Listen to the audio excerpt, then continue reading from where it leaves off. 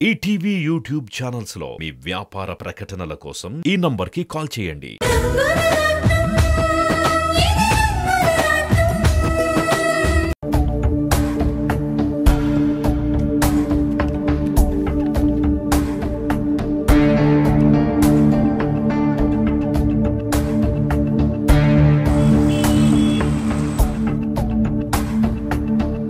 ఈ రోజు ఇంత టైం అవుతున్నా బస్సు రావడం లేదేంటి?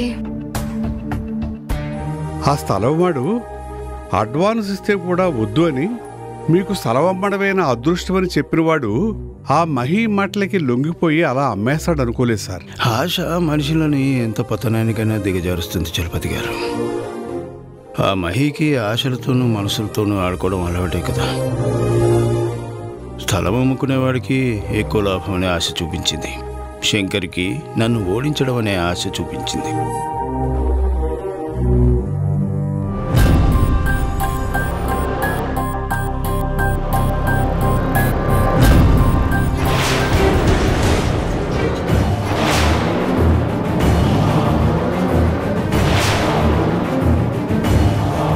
తాతయ్య కారులో వెళ్తున్నారు.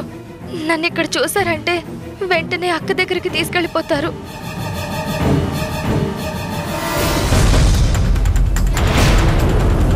సాయి కారాపు.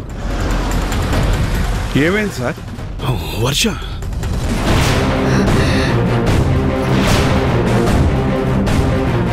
తాతయ్య నన్ను చూసినట్టున్నారు, అందుకే కారు దిగి ఇటు వస్తున్నారు.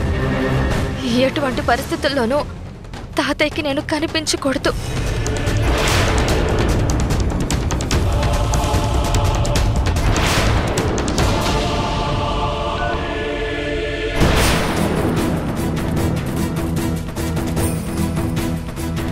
అమ్మ వర్ష, ఇక్కడ వర్ష లేదు కదా సార్. ఎవరిని చూసి ఎవరనుకున్నారో? లే చలపతి గారు, నా కళ్ళు నన్ను మోసం చెయ్యి. వర్ష నేను ఇక్కడే చూశాను. పాపం వర్ష కనిపించక వాళ్ళ అక్క రాని తల్లడిల్లిపోతుంది. అమ్మ వర్ష, వర్ష. నాకు తెలుసు తాతయ్య, నేను కనిపించినందుకు అక్క ఎంత బాధపడుతుందో. అయినా ఆ బాధని భరిస్తూ అక్కకి నేను దూరంగా ఉంటున్నాను.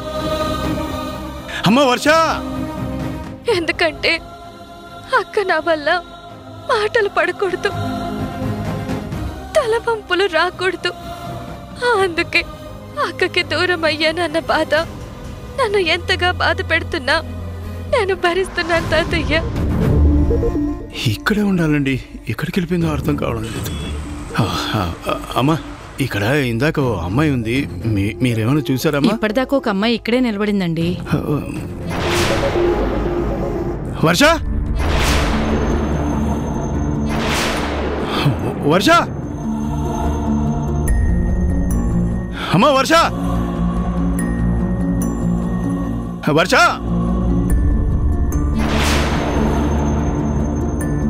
వర్ష,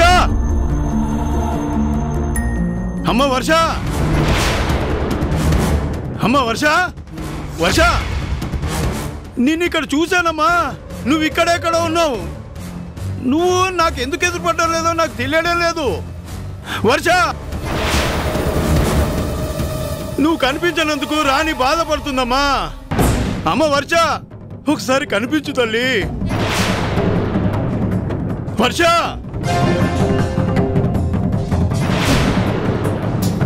వర్ష,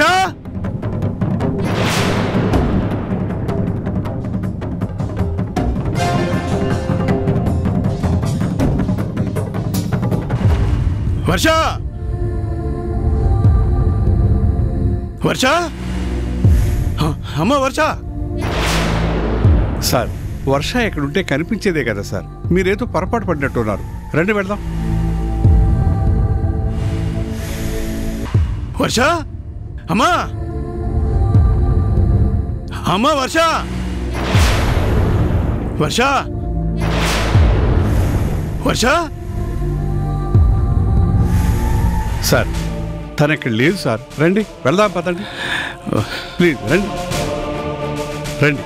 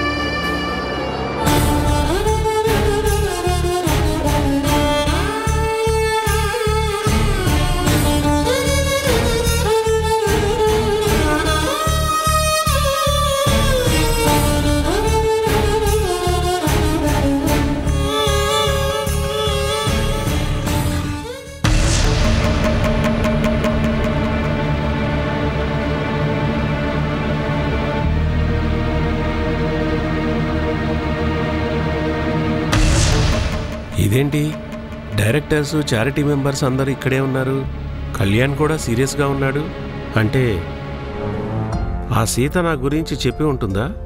అందరూ కలిసి నన్ను నిలదీస్తారా? ఏం చెప్పాలి, ఎలా తప్పించుకోవాలి? అదేంటారుణ్, అందరం నీ గురించి వెయిట్ చేస్తుంటే నువ్వు అక్కడే ఆగిపోయావే, రా లోపలికి.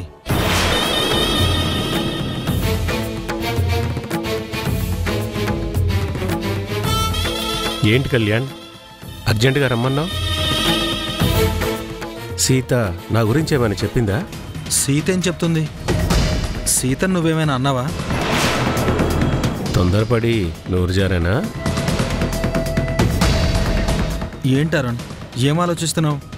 అదేం లేదు, ఎందుకీ మీటింగా అని ఆలోచిస్తున్నాను. మన చారిటీ ద్వారా ఒక సూపర్ స్పెషాలిటీ హాస్పిటల్ కట్టాలని నేను నిర్ణయించుకున్నాను. అదేంటి కళ్యాణ్, మన హాస్పిటల్లో రోజు రోజుకి పేషెంట్స్ పెరిగిపోతున్నారు. ఇదే మరో బ్లాక్ పెంచితే సరిపోతుంది, మనకి ఆదాయం పెరుగుతుంది. నేను హాస్పిటల్ కట్టాలనుకున్నది ఆదాయం పెంచుకోవడానికో ఆస్తులు కూడబెట్టుకోవడానికో కాదు. ఇది వ్యాపారం కదా, అందుకే అలా అన్నాను. వైద్యం వ్యాపారంగా మారిపోయింది. అందుకే సామాన్యులు, మధ్యతరగతి వాళ్ళు అనారోగ్యం వస్తే దేవుడి మీద భారం వేస్తున్నారే గాని ధైర్యంగా హాస్పిటల్కి రాలేకపోతున్నారు. జబ్బు డబ్బున్నవాడికి వస్తే మనకే లాభం, పేదవాడికి వస్తే వాడికే నష్టం. అందుకే అలాంటి పేదవాళ్ల కోసం మన చారిటీ తరపున ఒక సూపర్ స్పెషాలిటీ హాస్పిటల్ కట్టించి జ్వరం దగ్గర నుంచి క్యాన్సర్ వరకు అంతా ఫ్రీ ట్రీట్మెంట్ అందిస్తాం. కళ్యాణ్, అలాంటి హాస్పిటల్ కట్టాలంటే 100 కోట్లు ఖర్చు అవుతుంది. అయితే అవని, దానికి కావలసిన ఫండ్స్ అన్నీ నా దగ్గరున్నాయి. మంచిదే కళ్యాణ్, సమాజ సేవ చాలా గొప్ప విషయం. అయితే ఒక పని చేస్తాను, ఆ వర్క్ మొత్తం నేను చూసుకుంటాను, నాకు సహాయంగా సీత ఉంటుంది. అవసరం లేదు, నా ఫ్రెండ్ ఒక అబ్బాయి ఉన్నాడు, తనకి బాధ్యత అప్పగిస్తాను. హాస్పిటల్ బిల్డింగ్ కట్టించడానికి బిల్డర్స్ నుంచి బిడ్స్ తీసుకుంటాం. ఒక మంచి సంస్థకి ఆ పనులు అప్పగిస్తాం. అవన్నీ నా ఫ్రెండ్కే అప్పగిస్తాను. మీలో ఎవరికైనా అభ్యంతరం ఉందా? అంత మంచి పని చేస్తే అభ్యంతరం ఏముంటుంది? మీకు ఎలా నచ్చితే అలా చేయండి, మా అందరి సపోర్ట్ మీకు ఉంటుంది. Thank you. Thank you. Okay okay Kalyan, thank you.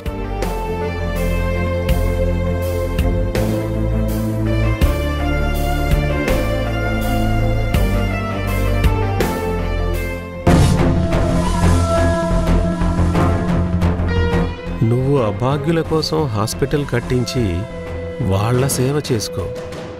ఇక్కడ సీతని నేను లైన్లో పెట్టుకుని నేను తన సేవ చేసుకుంటాను. సీత నా గురించి నీకు చెప్పలేదంటే తప్పకుండా నాకు పడుతుంది.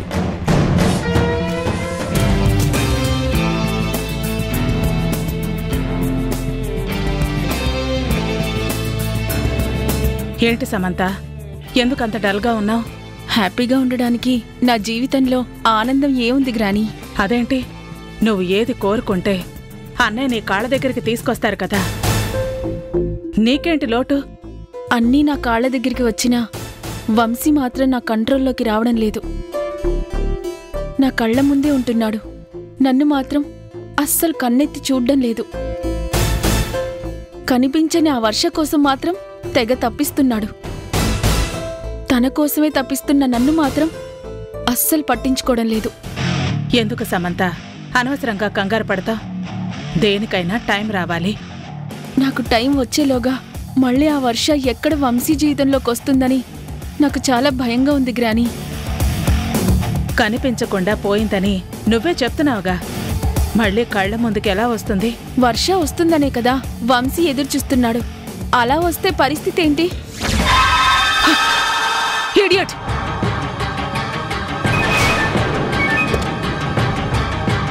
ఏంటి మేడం, చూసుకోరా మీరు? ఏం మాట్లాడుతున్నావు? ఏ సడన్ గా నువ్వొచ్చింది కాకుండా ఏంటి మమ్మల్ని అంటున్నావు? నేను సడన్గా రావడం ఏంటి మేడం? రాంగ్ రూట్లో వచ్చింది మీరు. తప్పు మీది. అలాంటిది మీరు తిడుతున్నారండి నన్ను. అన్నా అన్నా ప్లీజ్ అన్నా, టైం అవుతుంది, రా అన్నా, రా అన్నా.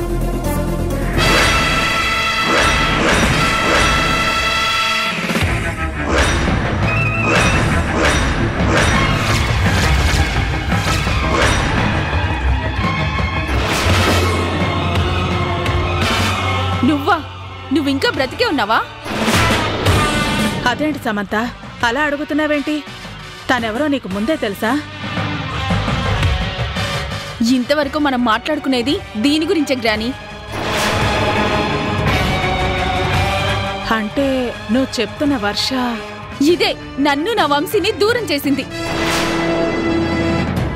మా ప్రేమని సమాధి చేసి నా మీద నిందలు వేసి వంశీకి నా మీద మనసు విరిచేసి నీ వాణ్ణి చేసుకున్నావు కదా, ఇంకా ఎందుకు నా మీద నిందలు వేస్తున్నావు? నేను నీ వంశీని దూరం చేయలేదు. నేను ప్రేమించిన వంశీని నువ్వు ప్రేమించి తప్పు చేశావు. వంశీని ముందు నేను కోరుకోలేదు, ముందు తనే నన్ను ప్రేమించాడు. తర్వాత ఆ ప్రేమని అర్థం చేసుకుని నేను ప్రేమించాను. అది నేరం కాదే. కానీ నా విషయంలో తప్పు చేసింది నువ్వు. మంచిగా నటిస్తూ నన్ను దోషిగా నిలబెట్టింది నువ్వు. నువ్వు చేసిన ద్రోహానికి నేను నరకం చూశాను. కోరుకున్న వాడికి దూరం అయ్యాను. అమ్మలా పెంచిన అక్కను కూడా వదిలేసి బయటకొచ్చేసి అందరికీ దూరం అయ్యాను. పాపం నువ్వు చేస్తే శాపం నాకు తగిలింది. అయినా నీ మనసు చల్లారలేదా ఇంకా? తప్పు చేసిన నువ్వు శిక్ష అనుభవించాలి కదా. నేనే తప్పు చేశాను. నేను ప్రేమించిన వంశీని నువ్వు ప్రేమించడం తప్పు కాదా? నువ్వెంత, నీ బ్రతికెంత? అట్లమ్ముకునేదాని చెల్లెలివి, అడుక్కొని మా కాలేజ్లో చదువుకున్నదానివి. అలాంటి నువ్వు వంశీని కోరుకోవడం తప్పు కాదా? ఏంటి సినిమా చూసినట్టు చూస్తున్నా? ఈ గొడవ ఇప్పుడే తేలదు గాని నువ్వు వెళ్ళు.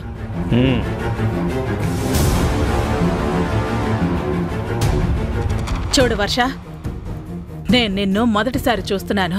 అయినా సరే నువ్వు చేసింది తప్పు. చెప్పులు బంగారంతో చేయించుకున్నా కాళ్ళకే తొడుక్కుంటాం, అంతేకాని నెత్తిమీద పెట్టుకోం కదా. నీకు ఎవరు పెట్టారో ఎందుకు పెట్టారో కాని నీ అదృష్టం కొద్దీ నీకు వర్ష అని పేరు పెట్టారు. ఆ పేరుండబట్టే మా అన్నయ్య నిన్ను అభిమానించారు. ఆ ఇంటి ముందు కూడా నిలబడటానికి స్థాయి లేని మీకు ఆ ఇంట్లో స్థానం కల్పించారు. అప్పుడు నువ్వెంత మర్యాదగా ఉండాలి. వాళ్ళు మమ్మల్ని ఎంత సొంత మనుషుల్లా చూసుకున్నా మేం మాత్రం ఏనాడు హద్దులు దాటలేదు. మొదట్నుంచి వంశీకి సమంత అంటే ఇష్టం లేదు. అది నేను చేసింది కాదు, తన ప్రవర్తనతో తనే చేసుకుంది. ఏ మనిషినైనా మంచి మనసుతో గెలుచుకోవాలి, అంతేకాని కుళ్ళు కుతంత్రాలతో కాదు. అందుకే నీతులు నాకు కాకుండా సమంతకి చెప్పండి.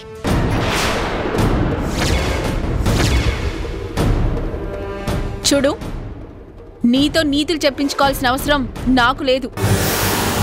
వంశీ నిన్ను కోరుకున్నా నన్ను కట్టుకున్నాడు, జీవితం నాతో పంచుకున్నాడు. ఇప్పుడు వంశీ నాతోనే మా ఇంట్లోనే ఉంటున్నాడు. మేం చాలా సంతోషంగా ఉంటున్నాం. చాలా సంతోషం. మీరు ఆనందంగా ఉండాలనే నేను కోరుకున్నాను. అందుకే ఎవ్వరికీ కనబడకుండా దూరంగా బ్రతుకుతున్నాను, భారంగా బ్రతుకుతున్నాను. నువ్వు భారంగా బ్రతికినా బాధల్లో బతికినా నాకనవసరం. నువ్వు ఏమైపోయావన్న ఊహ కూడా వంశీకి లేదు. అసలు ఈ సంగతులన్నీ నేను నిన్ను అడగలేదే. నువ్వు నన్నేం అడక్కపోయినా నీ బుద్ధేంటో నాకు బాగా తెలిసే. అందుకే చెప్తున్నాను, అజ్ఞాతంలో ఉన్నదానివి అలాగే ఉండు. ఎప్పటికీ ఎవ్వరికీ, ముఖ్యంగా వంశీకి నువ్వు కనపడకూడదు. అలా ఉన్నంత వరకు నువ్వు సేఫ్గా ఉంటావు. ఏంటి, నన్ను బెదిరిస్తున్నావా? నీ భవిష్యత్తు చెప్తోంది. ఆవేశపడకుండా ఆలోచించి విను. మా గ్రాని కరెక్ట్గానే చెప్పింది. నీ మంచి కోసమే చెప్తున్నాను. నువ్వు ఎట్టి పరిస్థితుల్లోనూ వంశీకి కనిపించకూడదు. పొరపాటున కనిపించినా తన మనసు మార్చాలని ప్రయత్నించినా అది నీకే ప్రమాదం. నా మాట లెక్క చేయనని ఎక్కువ చేశావనుకో, శాశ్వతంగా ఎప్పటికీ ఎవ్వరికీ కనిపించవు. జాగ్రత్త. అదమ్మా సంగతి. అందుకని నువ్వు వంశీకి కానీ ఇంకెవ్వరికీ కనిపించకుండా జాగ్రత్తగా ఉండు. పద సమంత.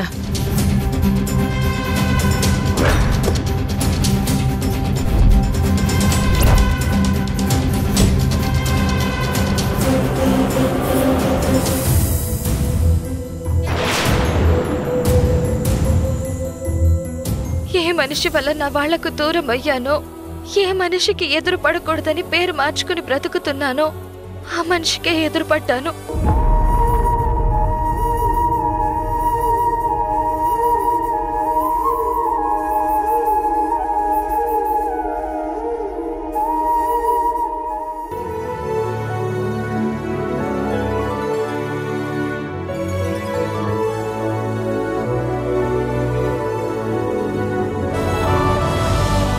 శామ్,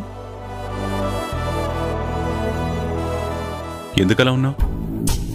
ఏముంది తాతి, ఆ వర్ష కనిపించకుండా పోయింది. ఇంకెప్పటికీ వంశీ కనిపించదు. ఎలాగైనా వంశీ నా సొంతం అవుతాడని ఆశపడ్డాను.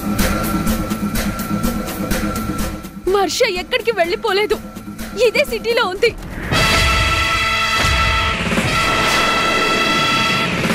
అదేంటమ్మా, వర్ష కనిపించట్లేదని రాణి ఇంటికొచ్చి గొడవ చేసింది?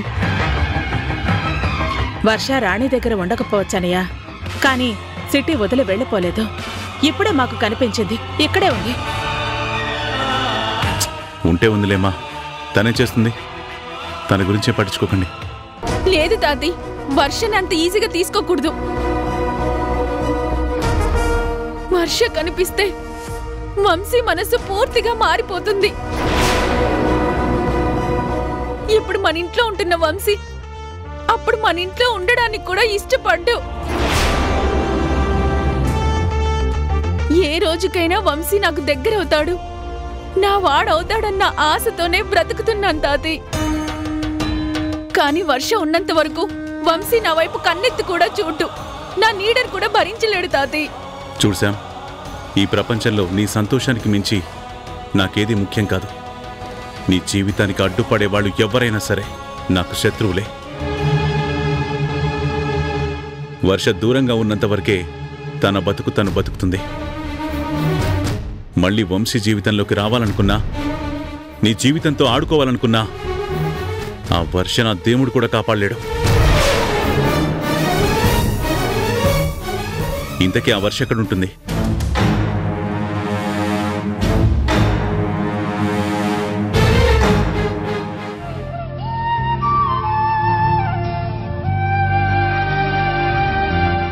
టాబ్లెట్ వేసుకో బాబాయ్.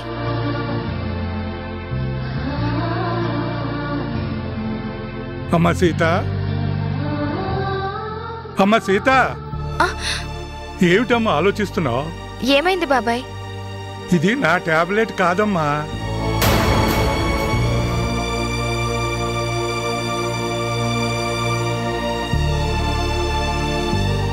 ఏంటి సీత ఇది? నన్ను క్షమించండి సిస్టర్, నేనేదో ఆలోచిస్తూ పొరపాటుగా ఇచ్చేశాను. అమ్మ సీత, మనం హాస్పిటల్లో పనిచేస్తున్నాం. మనసులో ఎన్ని ఆలోచనలున్నా అవి చేస్తున్న పనిలో చూపించకూడదు. అలా చూపిస్తే అవి మనుషుల ప్రాణాలతో చెలగాటమాడుతున్నట్టవుతుందమ్మా. ఆయన చూశారు కాబట్టి సరిపోయింది, లేదంటే ఎంత ప్రమాదం జరిగేదమ్మా. నన్ను క్షమించండి బాబాయ్. అమ్మా, అందరూ మంచి కోరుకునే మంచి మనిషివమ్మా నువ్వు.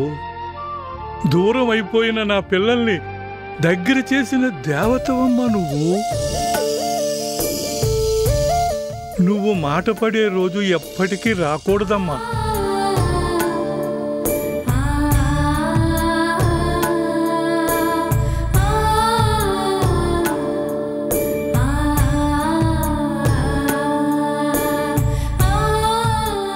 స్వామి, ఎవరికంటా పడకూడదు అని పేరు మార్చుకుని గుట్టుగా బ్రతుకుతున్నాను. అలాంటిది నిన్న నన్ను తాతయ్య చూశాడు, తప్పించుకున్నాను. ఈరోజు సమంత చూసింది.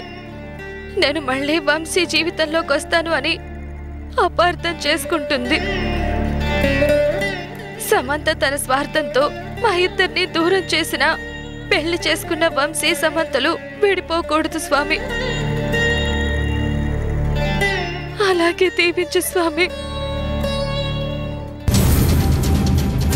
చూడు సమంత, మనకు ఎదురు పడినట్టే వర్ష వంశీకి కనిపించిందే అనుకో, ఇంక ఎటువంటి పరిస్థితుల్లో నీ వాడు కాలేడు. అందుకే తను వంశీకి కనిపించేలోగా వంశీని నువ్వు వశం చేసుకోవాలి.